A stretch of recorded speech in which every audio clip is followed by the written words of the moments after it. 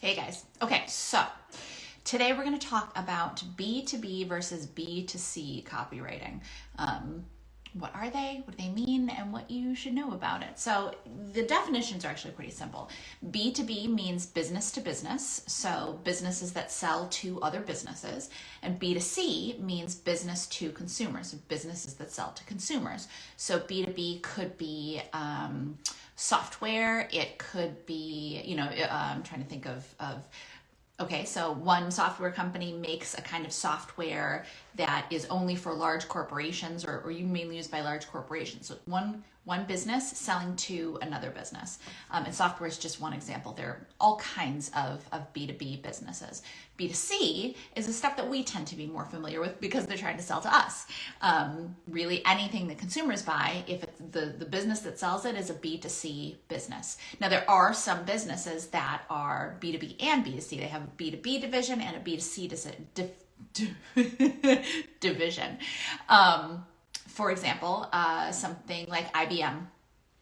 Wait a minute, do they still have B2C? Okay, let's imagine back when they used to make computers. I'm feeling old, my birthday's coming up. So again, let's imagine back when they used to make computers, but IBM would have a large corporate division because they would sell computers and they would sell software and they would sell all kinds of big stuff to companies. So that was their B2B portion of the company. And then when they sold computers to consumers, that would be the B2C portion of, what's wrong with me today? Portion of the business. Okay, so now what I want you, now we've got the definitions down, one of the things that I want to make sure to convey to you is don't make, we talk about this a lot, don't we? Don't make assumptions about businesses until you get a chance to work with them. I know that there are a lot of you listening to this and going, oh, B2B sounds so boring. It sounds terrible. I would never want to work in a B2B. You don't know that. I found that just about every client can be interesting once you start to dig in and really explore what it is that their company does, what it is that their products or their services do, and what the needs are of their target audience. Who is their target audience? What are their challenges? What are they trying to accomplish that they haven't been able to? And how does this product or service help them accomplish it? When you start digging into that, it can be really, really interesting. On top of the fact that you get the opportunity to learn about things that you might not have ever learned about before. I used to do work years ago now, but work for an aerospace company. And yeah, the learning curve was a little bit steeper than maybe some of my consumer clients. But of course, I also charged for that. It was all built into the price. But it was also really fascinating, and I learned all kinds of interesting things. And at the time, I was much more able to keep up my good end of the conversation about aerospace and engine parts and all that kind of thing. So my point is that don't make any assumptions about a B2B business and assuming that you won't like to do it or assuming it's going to be so boring or anything like that, because you don't know that. And often one of the great things about what we do for a living is the digging into and figuring out the motivations and figuring out the desires of the target audience and figuring out how best to help them understand that the best solution is what your client has. It's interesting. It's an interesting puzzle. And even when it's a B2B company where you think, oh, the product is so boring, digging into all of this can make it a really, really interesting project.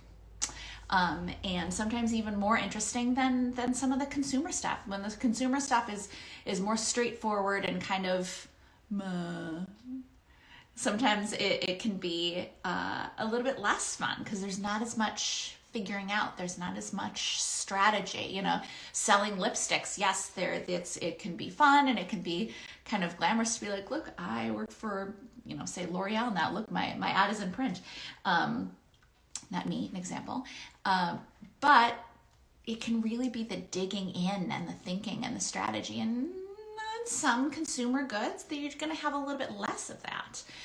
So my point is, if you have the opportunity to work with both have the opportunity to work with B2B clients, take it. Take that opportunity. It's fascinating. And as you know, the best way to grow as a copywriter is to develop your depth and breadth of skill and experience. So you want to have both B2B and B2C clients in your portfolio, because then, wow, it really shows what you can do for all types of clients and all types of different voices. And the fact that, I mean, when I would show clients my aerospace pieces, which would be next to like fashion stuff, it was impressive. And it also showed that I was able to learn things that not clearly, they could, but that just didn't necessarily, I wasn't born with knowledge about the aerospace industry.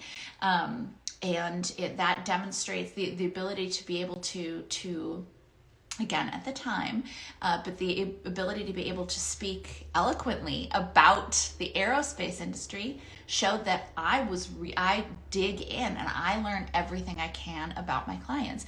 And that's another thing that clients want. So I would strongly consider you look at pitching some B2B clients along with your B2C clients, because there is a ton of opportunity there.